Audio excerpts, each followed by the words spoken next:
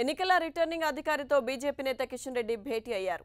Polling శాతం పెరగడంపై ఆయన ఆర్వోను ప్రశ్నించారు. నిన్న 39% పోలింగ్ నమోదైందంటూ చెప్పిన ఈసీ ఇవాళ 46% ప్రకటించడంతో కిషన్ రెడ్డి ఆర్వోను కలిశారు. దీనికి సంబంధించి మరింత సమాచారం మా ప్రతినిధి అజయ్ అందిస్తారు.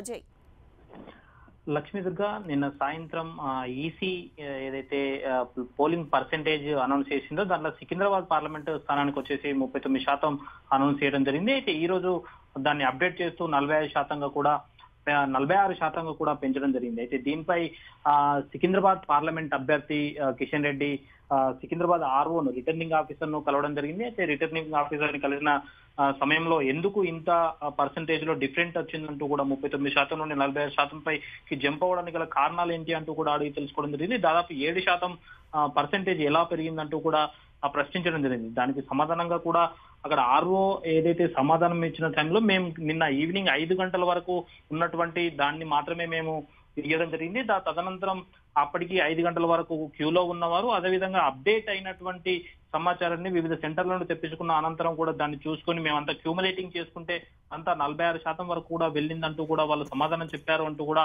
కిషన్ రెడ్డి చెప్తున్నటువంటి పరిస్థితి కనబడుతుంది. అయితే గత ఎన్నికలలో చూసుకుంటే కూడా అబ్నార్మల్ గా ఆ పర్సంటేజ్లు అంటే ఏదైతే ఎలక్షన్ కమిషన్ ముందుగా ప్రకటించినటువంటి పర్సంటేజ్లకు ఆ తర్వాత ప్రకటించినటువంటి పర్సంటేజ్లకు అబ్నార్మల్ తేడాలు అయితే కనిపించినాయి.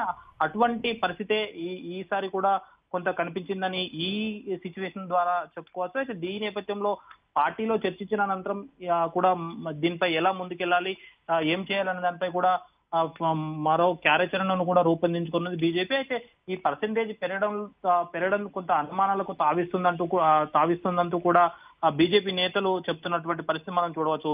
Lakshmi Durga, thank you Ajay.